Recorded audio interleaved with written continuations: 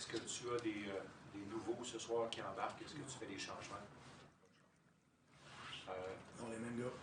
Pardon? Les mêmes joueurs. Oh, merci beaucoup. Martin, il y a quand même eu une révolution dans votre game.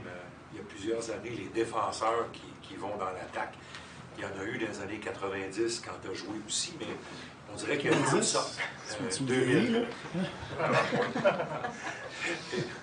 J'ai joué dans les années 90 aussi, mais on en reparlera un autre jour. Il y a quand même une nouvelle vague avec Makar. Vous autres, vous avez Matheson ici. C'est-tu ce qui a changé le plus la game de hockey?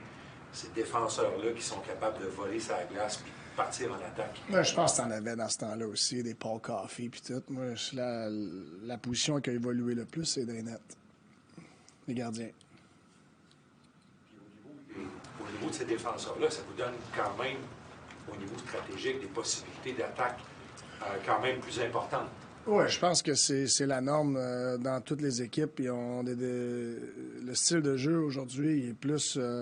t'attaques pas juste avec 3, t'attaques beaucoup plus avec 4 et 5. Ils font beaucoup plus partie de l'attaque, les défenseurs aujourd'hui, que dans le temps. Je pense que dans le temps, c'était plus défenseurs... il allait de la ligne des buts à la ligne des buts. Là, Master, les défenseurs, ils supportent l'attaque beaucoup plus. C'est un petit peu différent, mais c'est une grosse évolution, c'est sûr. C'est-tu vraiment une belle carte quand tu as ça dans ton équipe? Tu en as un ici, Matheson. Bon, je sais que Matheson fait une bonne job à ça, mais on a d'autres joueurs qui sont capables de faire ça aussi, de supporter l'attaque. Puis, tu sais, je demande à nos défenseurs qui sont peut-être ils ont un peu plus d'offensive de se défendre aussi. Puis je demande à nos défenseurs qui peut-être qui ont plus un style défensif de supporter l'attaque. Tu peux pas... ils ont chacun leurs atouts, mais faut qu'ils jouent la game pour nous aider à continuer sur la glace, qu'on soit sur l'offensive ou la défensive. Andréane et Jonathan. Salut Martin. Bonjour. Est-ce que c'est différent d'affronter une équipe qui se bat pour une place en série que les équipes de tête que vous venez d'affronter? Ben, peux-tu répéter ta question? Est-ce que c'est différent au niveau du défi d'affronter des équipes comme l'Avalanche, c'est qui se bat pour garder sa place en série, ou en tout cas les faire, que d'affronter les équipes qui sont plus en mode fine-tuning pour les playoffs? Non. Ben, je te dirais que c'est des bonnes équipes.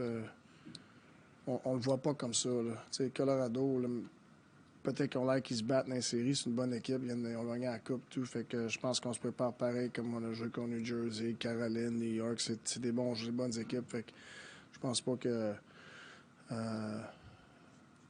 même comme New Jersey ou Caroline, New York ont pas mal leur place dans les séries. Puis ils ont travaillé fort contre nous autres. Là. Fait que je pense que c'est la même chose. C'est quoi ta lecture de l'Avalanche quand tu les regardes comme équipe, votre principal challenge pour ce soir? Ben, c'est un petit peu... c'est un mix des trois équipes qu'on vient de voir, je trouve. Mais tu sais, c'est une équipe qui est très fort. Si tu commences leur offensive par avoir des revirements, c'est une équipe que les défenseurs peuvent supporter l'attaque. Faut que tu sois alerte. Puis je pense qu'on est dans ce mode-là pas mal avec les parties qu'on a eues récemment. Fait que c'est un autre bon défi pour nous autres. Jonathan et C'est Martin. Jonathan, tantôt, disait, en parlant justement des derniers adversaires et des adversaires de ce soir, que c'était une bonne façon d'apprendre pour les jeunes de l'équipe d'affronter ces équipes-là ce temps-ci de l'année parce que ça montre aux jeunes qu'est-ce que ça prend, c'est quoi le rythme, c'est quoi le pace de la game à ce temps-ci de l'année pour ces équipes-là. Est-ce que tu es un peu du même avis ou c'est quoi ton opinion là-dessus? Non, je suis d'accord. Ce que je dis tout le temps, c'est des répétitions, tu peux pas les acheter. Puis plus l'année avance, plus que le pace de la game,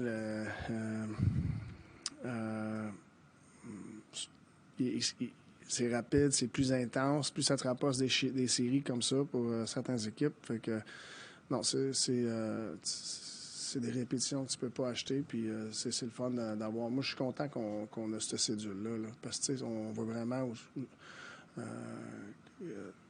qu'est-ce qu'on fait, qu'est-ce que ça nous rapporte et tout, puis c'est un bon défi.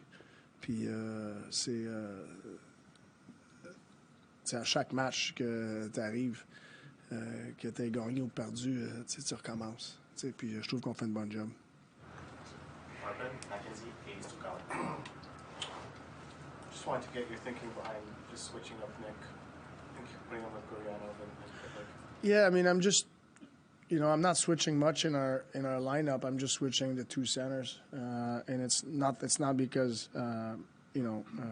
HP and Elo can't do the job, and it's not because Guri and Pitter, have been outstanding, and they, but it's just a little switch to see if we can get, more goals.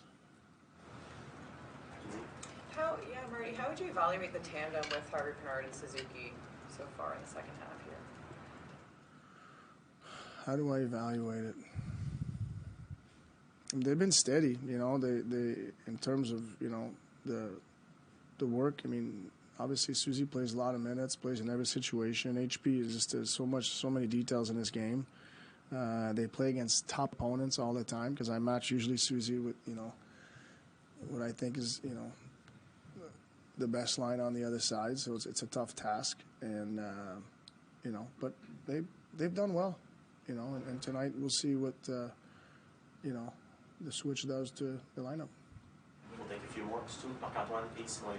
Marty, Lars Eller's been around a long time. You would have played against him when he was with the Canadians. What did you like about him as a player, and what do you think he can bring to a team like the Avalanche? I think he plays with a lot of awareness on the ice. I think he's a 200-foot player. Great experience. I think he definitely adds a lot of value to their lineup. Kind of if I can compare it to last year, they got Lehkonen, which they play different position, but like they're two players that 200-foot guys. They can play, they can kill. They have offense. They have they don't miss many assignments defensively, so it's a good add.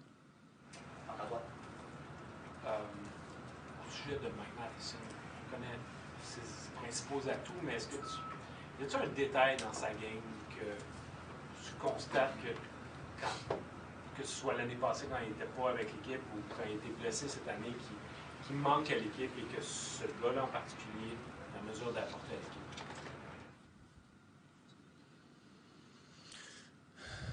I think what he adds the most, qu'est-ce qui apporte le plus, je pense, c'est son compete level. Je sais pas vraiment comment dire ça en français. Ouais, tu sais, tout le temps le pied dans le plancher, tu sais, c'est intense. Je pense que ça, c'est contagieux. Simon, J'ai l'impression qu'on a passé le line-up d'Avalanche au complet. Je vais quand même poser la question. Nathan McKinnon fait partie d'un petit groupe de joueurs avec Connor McDavid, justement, qui sont c'est quasi impossible de les arrêter au complet. Vous avez quand même battu les Oilers, vous avez bien fait du bon travail contre McDavid. Un gars comme McKinnon, qu'est-ce qu'on fait justement pour le contrer au meilleur de votre capacité? Même chose, tu essaies de prendre sa vitesse de bonheur pour pas qu'il touche la rondelle en vitesse. Puis tu peux pas demander à un gars de le défendre. Faut que tu défends ça en groupe. Cole a l'air à manger des bouts sur le banc quand vous pratiquez. Avez-vous caché ses patins comme il faut? Parce qu'on se demande si à un moment donné, il ne sautera pas par-dessus la bande. Ah ouais, non, c'est sûr. Il n'a pas perdu l'enthousiasme avec l'opération. Il s'ennuie du hockey, c'est sûr. Puis je suis content qu'il est à l'entour. OK, merci.